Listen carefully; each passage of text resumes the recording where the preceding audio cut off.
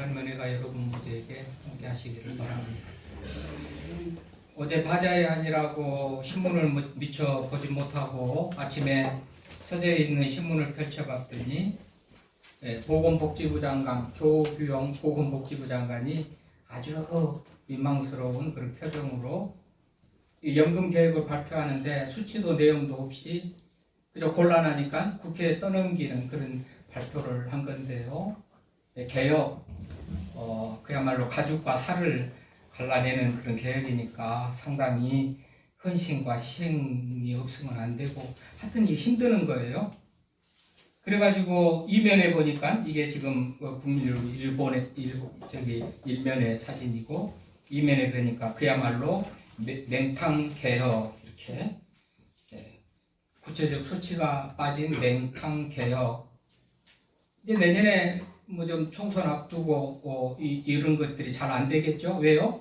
국민들한테 인기를 얻어야 되는데 개혁하면 어떤 쪽은 손해를 보고 부담이 되니까 이제 총선이나 끝나면 여기 말대로 논의가 되어질까 말까. 무슨 얘기요?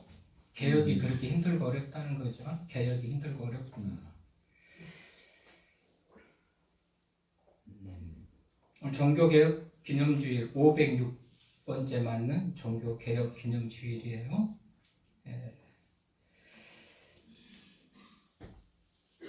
개혁 말하면 역시 변화라든지 어떤 그런 것들을 말해야 되기 때문에 상당히 전하는 사람도 듣는 사람도 부담이 되는 그런 주제가 되는데요. 그래도 들어야 되는 거죠. 할 수 없이 들어야 돼요.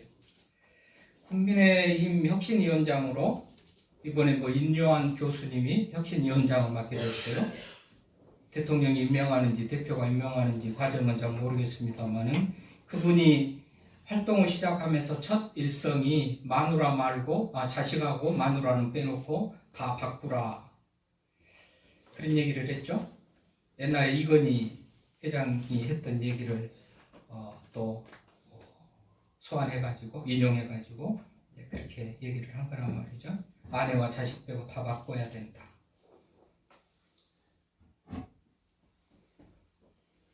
국민의힘이 많이 변해야죠. 50대 50 정도 지지를 받으면 제가 교회 안에도 보수도 있고 진보도 있고 지지하는 사람도 있고 지지를 안 하는 사람도 있으니까 상당히 중립적인 입장에서 조심해야 되겠는데 30% 지지를 받을지 말을지 그렇게 한다니까 뭐 좀 잘못한 것이 분명한 거고 얘기를 할 만도 하죠. 국민의힘이 하여튼 변하고 바뀌어야 돼요. 그래서 이제 바꿔보겠다고 변화보겠다고 혁신위원장 임요한 교수를 임명했는데 그분이 첫 일성이 아내하고 자식 빼고는 다 바꿔야 된다. 지켜볼 일이죠. 그렇게 될는지 어쨌든지. 그럼 국민의힘만 그럴까요? 국민의힘만 그럴까요? 교회는 나는 개혁하고 변화해야 될 것이 없어도 괜찮을까? 개혁과 변화를 말할 때마다 목사도 장로도 권사도 집사도 성도들도 큰 소리 칠 게 하나도 없고 다 부끄러운 것밖에 부족한 것밖에 없다는 그런 생각을 하면서 결국은 국민의힘이 변하는 걸 무슨 더불어민주당 변하는 걸 기대하기보다 우리 스스로도 변하고 교회가 변해야 되겠다 그런 생각들을 해보게 되는데요. 왜 우리가 변화가 잘 안 될까요? 왜 또 변하려고 노력도 생각도 안 해볼까요?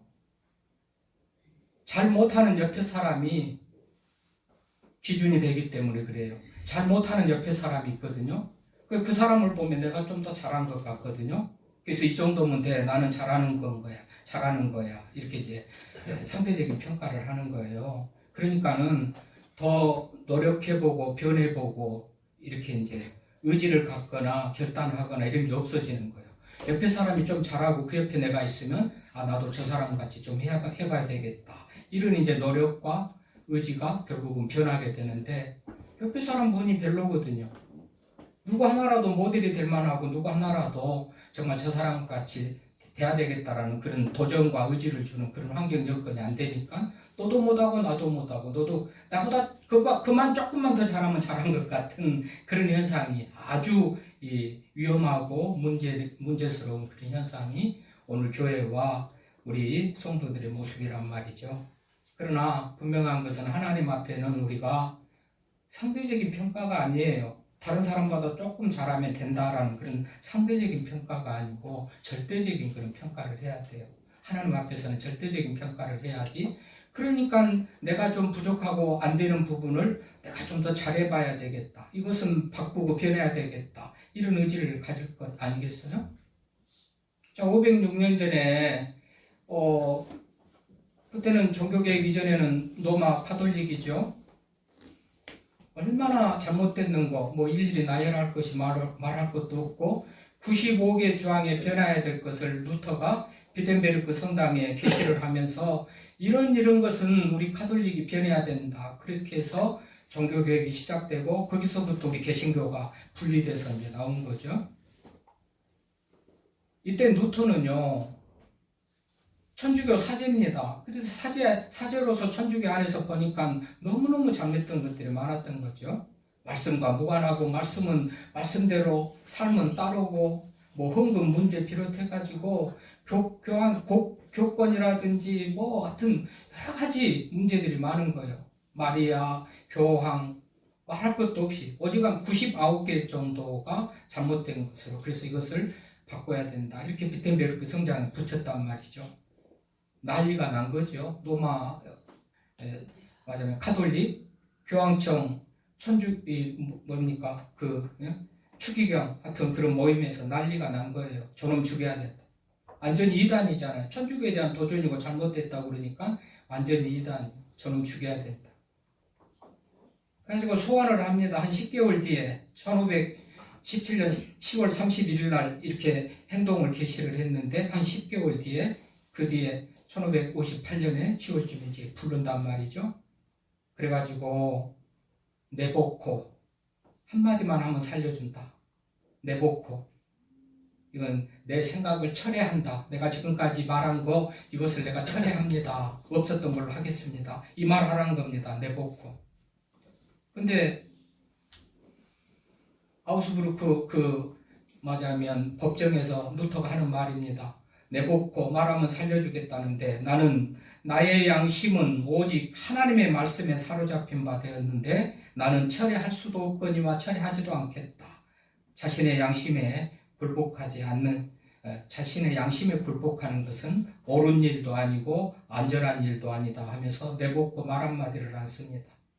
그러나 하나님의 은혜로 옳은 것이니까 정이니까 하나님은 옳고 정의 편이니까 그 일대 천주교 전체 교황 막강한 권력을 가진 교황과 추기경들과 천주교 전체 대 루터 한 사람이지만 하나님의 은혜로 루터가 승리하게 했죠. 그래서 개신교가 나오면서 우리는 개신교라 그렇게 부릅니다. 로마 카톨릭에서 구교에서 나온 신교가 된 거예요. 이쯤 되면 우리 조상 종교개혁자들의 조상 칼빈 또는 루터 뭐 쯔빙글리 여러 개혁자들의 어떤 영향을 받아서 우리는 제대로 좀 구교의 잘못된 것을 비판하고 그렇게 세워진 개신교라면 좀 더 잘 나갔으면 좋겠는데 지금 현실은 구교 못지않는 그런 잘못된 그런 현상을 보이고 있어요. 누가요? 교회가. 누가요? 교회를 구성하는 목사가. 누가요? 교회를 구성하는 장로가. 누가요? 교회를 구성하는 권사가. 집사가. 성도들이 다 이 모양이 돼버렸어.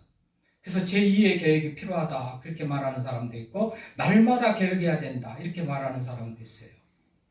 사실 하나님은 너희는 세상의 빛이고 소금이니까 너희 행실을 착한 행실을 보고 하나님께 영광을 돌리도록 그런 명령을 받았는데 말씀은 그렇고 나의 삶은 따르고 말씀은 이렇게 지시하는데 나는 따르고 전혀 새로워진 모습이 없는 그런 모습으로 살아가기 때문에 사람들로부터 비판받잖아요. 교회가 욕먹잖아요. 성도들이 욕먹잖아요. 그래서 종교개혁 개념주의를 맞은 이유는 이것을 지키는 이유는 우리들의 삶, 우리들의 신앙, 우리들의 말과 행동도 좀 변하고 달라지고 좀 바꾸자 이런 측면에서 이 날을 기억해서 지키는 거예요. 여러분 한번 돌아보세요. 나는 이대로 좋은가요? 하나님의 말씀을 비춰볼 때 나는 이대로 좋습니까? 나의 말, 나의 행동, 나의 신앙, 밖에서 사는 삶, 예배자로 살고 있는가요? 이거는 개혁의 대상이에요. 바꿔야 돼요. 새롭게 해야 돼요.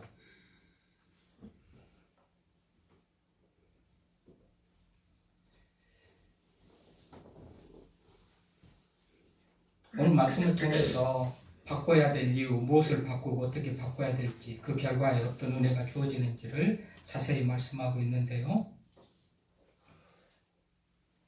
오늘 13절에 뭐라고 그랬습니까? 읽었던데 13절 읽어봅시다. 그러므로 너희 마음의 허리를 동이고 근신하여 예수 그리스도께서 나타나실 때에 너희에게 가져다 주실 은혜를 온전히 바랄지어다. 그러므로 이 1절에서부터 12절까지 나열한 온갖 은혜들과 소망과 하나님의 뜻과 이런 것들을 다 이루기 위해서 그러므로 이렇게 이제 연결이 되는 겁니다. 그래서 너희 마음의 허리를 동이라고 그래요. 마음의 허리를 동이라. 여러분 이 마음의 허리를 동인다는 얘기는 여러분 제가 오늘 이렇게 긴 옷을 입었는데요. 이스라엘 옷은 대부분 이스라엘 팔레스타인 지역의 옷은요. 상하가 구분이 없어요. 그냥 통째로 이런 옷이에요. 근데 이 옷을 입고는 긴 옷을 입고는 여행이 불편하잖아요. 그러니까 여행하고 활동을 하려면 이걸 바짝 조여매는 거예요. 좀 올리기도 하고 바짝 조여매서 최대한 어떤 걸리적거리지 않게 그렇게 복장을 하는 거죠. 이게 동여매는 거거든요. 이 베드로 1절에 뭐라고 그래요? 너희는 갈라디아, 갑바도기아 오늘 1장 1절에 보니까 아시아와 비두니아에 흩어진 나그네. 지금 이들은 나그네로 보는 거예요. 나그네라는 것은 여행하고 여기저기 돌아다니고 활동하는 그런 사람들이 나그네일 것 아니겠어요? 그러니까 나그네는 옷을 단촐하게 입어야 된단 말이죠. 허리를 통에 매고 찔끔 묶어서 얼리기도 하고 이 부피도 줄이기도 하고 해가지고 그것을 염두에 두면서 마음의 허리를 동이라 이렇게 말씀을 하신 거예요. 마음의 허리. 의복, 육체적인 말하면 이 옷의 의복을 동이듯이 마음의 허리를 동이라. 마음의 허리를 동이라는 것은 마음으로 단단히 준비하고 마음으로 결단하고 의지를 가지고 그렇게 출발하라는 그런 의미예요. 마음의 허리를 동인다라는 것은 마음의 준비, 하여튼 그렇게 준비된 마음을 가지고 살아라는 그런 얘기예요. 풀리고 그냥 이런 모습이 아니고 긴장된 그런 모습으로 마음의 허리를 딱 동인다. 마음을 단단히 먹고 긴장된 마음을 가지고 내가 정말 말씀에 멀어지지 않겠다라는 어떤 그런 마음의 자세를 가지고 살아가는 그 모습이에요. 그러면서 근신하여 마음의 허리를 동이고 근신하는 거 알죠? 행동을 조심하고 말을 조심하고 맞아면 모든 것을 조심스럽게 하는 것을 근신한다 그렇게 말하는 거 아니겠어요? 근신한다. 언어 뜻대로 하면 근신하는 것은 용이 주도하게 치밀하게 계산하고 맞춰보고 이렇게 해야 될 것인지 말아야 될 것인지를 잘 파악해가지고 이게 근신하는 겁니다. 할 것은 하고 말 것은 말고 근신하고 마음의 허리를 동이고 근신하여 예수 그리스도께서 나타나실 때에 너에게 가져다 주실 은혜를 온전히 바랄지어다. 예수 그리스도께서 나타나실 때 받을 은혜를 바랄지어다. 재림 때에 다시 오신다고 약속하셨잖아요. 예수님 맞이할 때 재림 때에 받을 은혜를 기다리는 자는 아무렇게나 살고 있지 않겠죠. 아무렇게나 살다가 다시 오실 예수님을 만날 사람이 어디 있겠어요? 예수님이 다시 오실 때 그리스도께서 나타나실 때에 너에게 가져다 주실 은혜를 온전히 바랄지어다라는 것은 다시 만날 때 주실 은혜를 사모하며 기다리면서 살아가는 자세 모습이에요. 그러니까 함부로 살 수가 없는 거예요. 마음의 허리를 동이고 근신하는 모습으로 살아갈 수밖에 없는 거예요. 그래야 다시 오실 때 부끄럽지 않게 만나면서 약속하신 상급도 받고 위로도 받고 그렇게 되는 거겠죠. 그래서 지금 그 말을 하는 거예요. 베드로가 성도들에게 마지막 때 종말의 때를 살아가는 성도들에게 이렇게 살아가라 지금 그런 말이란 말이죠. 그러니까 이런 삶의 모습이 아니면 우리가 완전히 주님이 다시 오실 때는 부끄러운 그런 인생이 되고 말아요. 부끄러운 인생이 되고 만다고.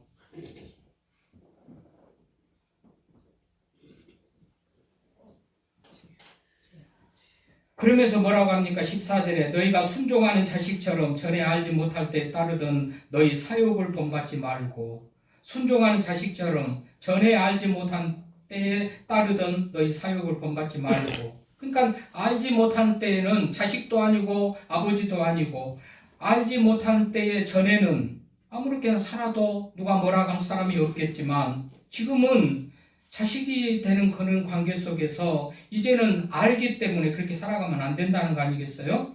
너희가 순종하는 자식처럼 전에 알지 못할 때 따르던 너희 사욕을 본받지 말고, 알지 못할 때는 아무렇게나 살아도 누가 뭐라고 하겠습니까마는 이제는 아닙니다. 전에는 그랬을지라도 지금은 아니라는 거예요. 그러니까 전에 살던 그 모습 좀 제발 좀 버리고 바꾸고 순종하는 아들의 모습으로 이제 아들의 관계와 모를 때의 그런 모습을 버리고 아는 모습으로 살아라는 거 아니겠어요? 전에 알지 못하던 때를 따르던 너희 사욕을 본받지 말고, 무지할 때는 무지한 대로 그렇게 살았을지 모르지만 지금은 그렇게 살아서는 안 된다는 거잖아요. 사욕을 본받지 말고. 사욕이 뭐예요? 아버지 뜻에 살아야 될 텐데 네 뜻대로 사는 것이 사욕이죠. 자기 인간의 인본주의로 살아가는, 하나님의 뜻을 벗어나서 인본주의로 살아가는 것이 사욕이에요. 그렇게 살지 말고 아버지 뜻대로 살아가라고 지금 말씀하는 거잖아요. 이게 에베자의 삶이죠. 계속해서 말씀드렸던 에베자의 삶이 바로 사욕을 쫓지 않고 아버지 뜻대로 살아가는 거예요.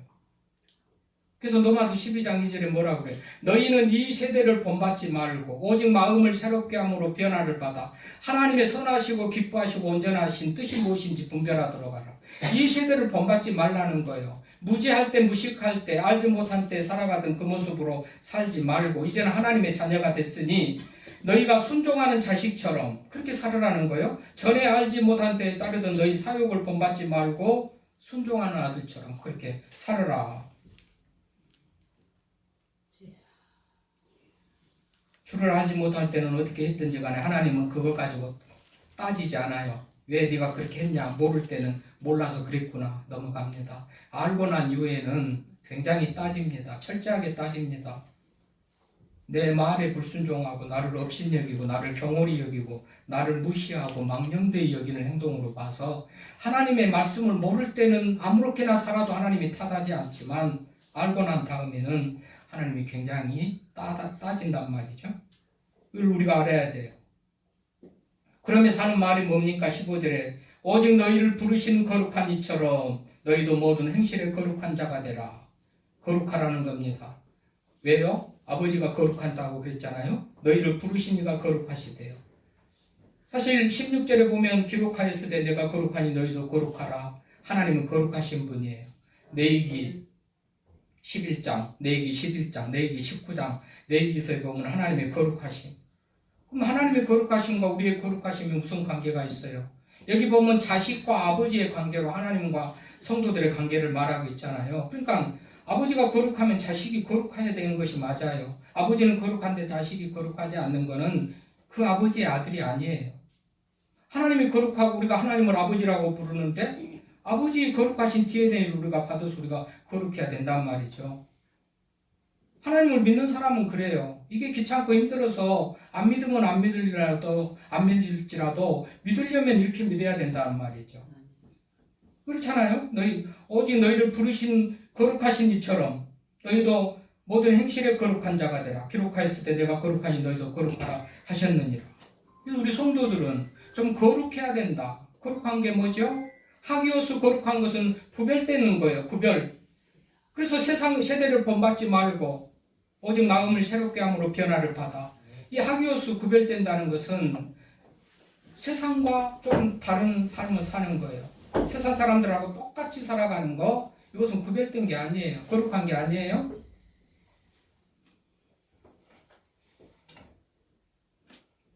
하나님의 말씀입니다. 베드로가 당시의 성도들에게 하는 말이에요. 내가 거룩하니 너희도 거룩하신 하나님의 말씀 따라서 우리가 거룩하신처럼 모든 행실에 거룩한 자가 되라. 모든 행실에 말과 언행, 심사가 거룩한 자가 되라는 거예요. 거룩한 자, 구별된 자, 하나님의 말씀에 부합한 자, 이런 것들이 거룩한 자라고 할 수가 있겠죠. 그렇잖아요. 아버지가 거룩하니 자식이 거룩해야 돼요. 아버지라고 부르지를 말든가. 아버지는 좋으신데 나는 아들이 되는 삶을 살지 않고 온갖 좋은 은혜들만 누리겠다는 이 놀부심보, 그야말로 불안당, 불로소득을 바라는 그런 모습은 성도들의 모습이 아니에요. 하나님으로부터 주어진 뭔가 은혜들만 바라보고 그저 우연히 어쨌든지 내가 어쨌든지 간에 그런 은혜를 주겠지가 아니고, 그게 좀 부하관계 있어야 하잖아요. 아버지라고 부르면 아들로서의 모습이 있어야 되는 거예요. 그걸 지금 아버지가 거룩하니 너희도 거룩하라, 내가 거룩하니 너희도 거룩하라, 거룩하면서 모든 행실에 거룩한 자가 되라. 말과 행동이 좀 달라야 된다는 거예요. 그래서 좀 달라지세요. 하나님의 말씀이 그렇잖아요. 저는 말씀을 전하는 사람이고,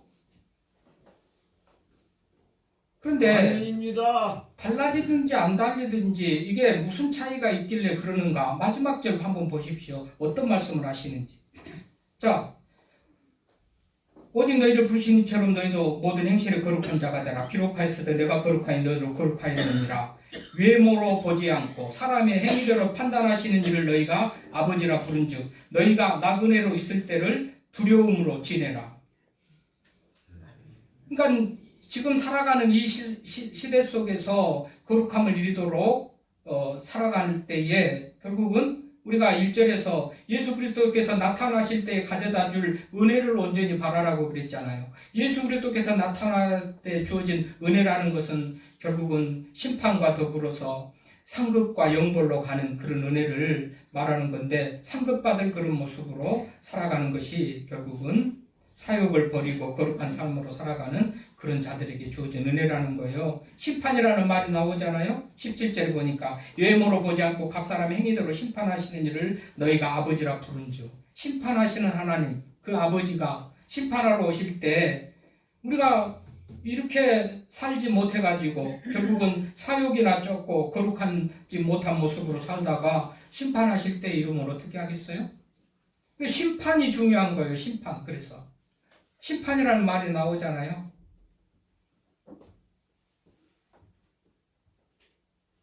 그러면서 외모로 보지 않고, 여러분 외모로 본다. 지금 1시간 나와서 예배드리고 교회 다니니까 구원받았고 심판에 이르지 않고 그런 것이 아니라는 겁니다. 외모는 지금 우리가 1시간 나와서 예배드리잖아요. 사람들이 볼 때 나는 교회 다니는 사람으로 그렇게 사람들이 보잖아요. 이게 외모예요. 왜 외모로 보지 않고 각 사람의 행위대로 본대요. 행위대로.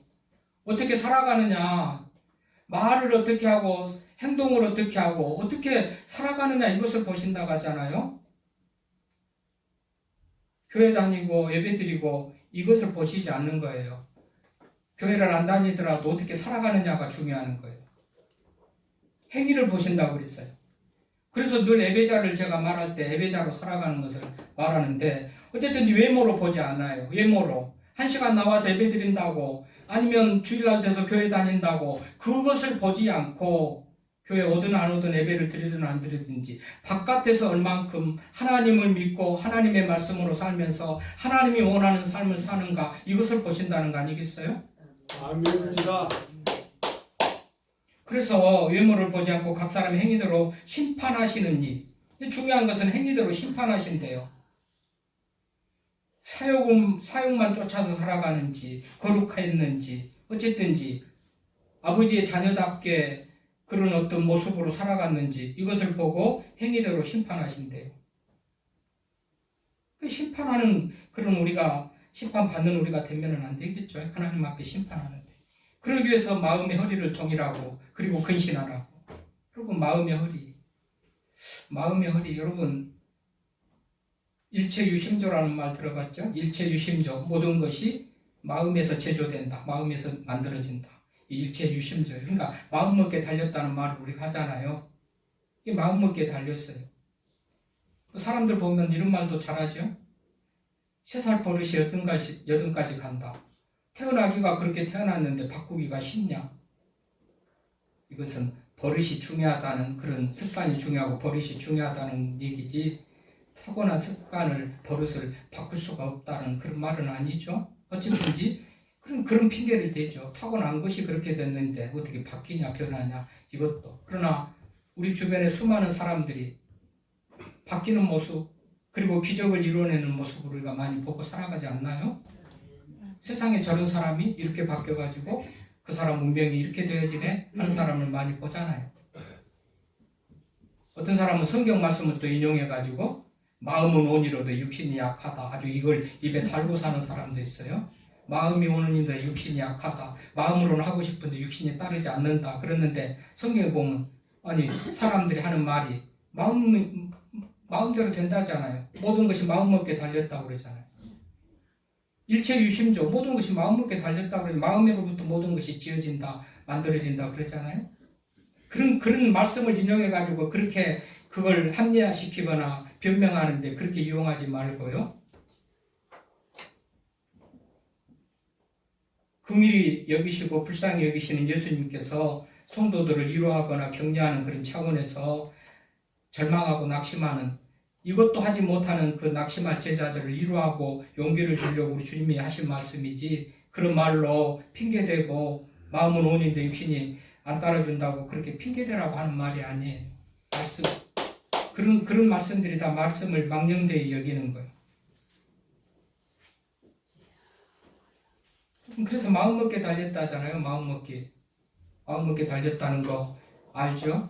오뇨대사가 당나라 유학 가다가 밤에 목이 말라서 반짝이는 물을 찾아서 먹고 봤더니 아침에 봤더니 해골바가지였다는 거 아니겠어요? 그리고 구역질이 나고 토해지려는 걸 보면서 어젯밤에는 그렇게 맛있게 먹은 물이 낮에 보니까 해골바가지에 들어있는 물이라는 걸 알고 나니 보고 나니 확인하고 나니 그때는 메스꺼웠다는 것이죠. 그러니까 모르고 먹었더니, 그러니까 이게 이제 일체유심조, 마음에서 모든 것이 생겨난다 이 말이 나오는 건데요. 그래요. 그러니까 마음의 허리를 동이고, 이게 마음으로부터 결정하고 의지를 가지고 하면 할 수 있다는 거예요. 생각지도 않고 이것이 나는 전혀 거룩하게 살고 선하게 살고 내가 근신하며 살기 때문에 전혀 변할 것도 바꿀 것도 없다, 관심 없고 무관하니까 이런 의지를 갖지 않고 행동을 하지 않지, 마음만 먹고 바꾸려고 하면 바꿀 수가 있다는 거예요. 물론 인간은 죄성과 약함을 가져서 온전히 다 하기는 부족해서, 그래서 하나님을 믿으면서 기도하면서 이렇게 하나님께서 바뀌도록 해달라고, 제가 이런 사람이 되도록 해달라고 기도하고 도움을 구하며 나가는 중에 하나님의 은혜와 나의 노력과 의지가 합쳐져서 결국은 역사가 일어나는데, 나는 아무것도 할 수가 없다고 그냥 운명론, 숙명론으로 모든 것을 하나님에게 전가시키고 하나님에게 책임을 지키고 내가 아무것도 하지 않으려고 하는 나는 악한 사람이에요. 나쁜 사람이에요. 그런 거. 아멘. 네. 하려고 의지를 갖고, 술 먹은 사람들 술도 좀 끊어야 되겠다. 담배 피는 사람들은 담배도 좀 끊어야 되겠다. 내가 의지를 가지면서 하나님 이렇게 하고 싶은데 안 됩니다. 도와주세요. 기도하면서 도움을 구하며 나아갈 때 가능하고 그런 역사들이 일어나잖아요. 어찌 평생 술 먹다가 술 못 끊고 죽은 사람만 있는 게 아니고, 담배 피다가 담배 못 끊고 죽은 사람만 있는 게 아니고, 담배 피다가 골초로 서너 각씩 피다가 하루아침 담배 끊는 사람들이 한두 사람입니까? 그러니까 그런 핑계를 대지 말고, 못 끊는다 하지 말고, 마음부터 의지적으로 당연하게 마음을 동이고 허리를 동이고 그렇게 근신하면서 하나님의 도움을 구하라는 거예요. 마음 먹기에 달렸다 하잖아요. 마음부터 안 먹기 때문에 문제예요. 마음부터 안 먹기 때문에 이게 역사가 안 일어나는 거예요. 여러분, 불가능이라는 단어, 우리 영어학원 선생도 있지만 제가 잘 못하면서도 그래도 불가능, impossible이라잖아요. 불가능, impossible. 근데 impossible을 I 앞에 입은 원래 아니 불자예요. possible은 가능한 거예요. 근데 이게 합쳐서 impossible, 불가능이 되는데 I 앞에 컴마 한번 딱 찍으면요, impossible이 돼요. 이건 나는 가능하다, 할 수 있다는 말이 되는 거예요. 이 너무 쉽잖아요. 너무 간단하잖아요. 이게 어려운 게 아니에요. 하나만 점 하나만 찍으면 완전히 달라지는 거예요. 내가 마음 먹고 의지하고 결단하면 이게 가능해요. 쉬워요. 이게 변화예요. 이게 계획이에요. 꿈은 어디에도 없다. 드림이즈 나우이어 이런 단어가 있어요. 또 드림이즈 노이어 이게 꿈은 아무데도 없다. 드림이즈 노히어. 근데 이 노에다가 앞에 히어에 맞으면 W를 갖다 딱 붙이면 나우히어가 돼요. 나우히어. 왜? 꿈은 여기에 있다. 엄청 너무 쉬워요.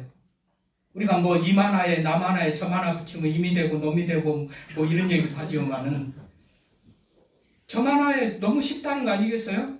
너무 쉬운 사랑을 그렇게 못하냐는 거잖아요. 뭐 이만하에 남하나에 점을 붙이면 뭐 임이 되는 거 그런 노래. 이게 마음을 안 먹으니까 어려운 거지. 마음을 먹으면 간단하다. 그래서 마음을 동이고 근신하고 예수 그리스도께서 나타나실 때를 생각하고 나타나실 때 정말 떳떳하게 만나고 상급받을 그런 모습으로 만나고 이렇게 살아야 되고 거룩하고 사욕을 버리고 살아가야 되고 그래서 내 모습 이런 모습을 바꾸는 것이 오늘 개혁 기념주의를 맞으면서 우리들이 말씀을 듣고 또 변해야 될 것이고 그래서 그 개혁 기념주의의 의미가 있는 거죠. 그런가 보다 저런가 보다 나 말고 다른 사람 저부터입니다. 저부터.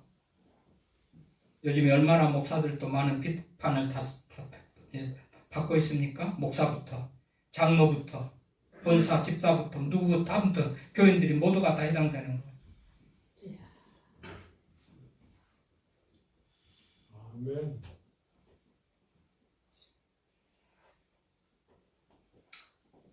하루아침에 변화돼가지고 요즘에 보면 뭐 노숙자 하다가 어느 날 도전받아가지고 뭘 도전해가지고 뭐 회사를 이루고 성공하는 그런 사람들도 흔하게 많고 뭐 베리벨 손가락질을 하고 가능성이 없다고 그렇게 낙인 찍힌 그런 사람들이 어느 아침에 마음 먹고 변화돼서 새 사람 돼가지고 낙심하는 자들, 노숙자들의 모델이 되고 뭐 1호가 되는 그런 사람들이 한두 명이니까 그런 의미에서 안 된다. 나는 타고났다. 3살부터 버릇이 이렇게 돼서 안 된다. 이런 핑계라든지 이런 것들을 대지 말고 나도 좀 변해야 되겠다. 바꿔봐야 되겠다. 뭐요? 하나님의 말씀을 기준으로 했을 때 벗어나는 거. 하나님의 말씀과 다른 나의 삶을 하나님의 기대에 다른 내 삶을 좀 변하고 바꿔봐야 되겠다. 이런 마음을 가지고 출발하는 우리가 되기를 바라고 좀 더 좀 바꿔져가지고 변화돼가지고 폼나는 인생, 아름다운 인생 여러분의 삶 될 수 있기를 바랍니다. 아멘.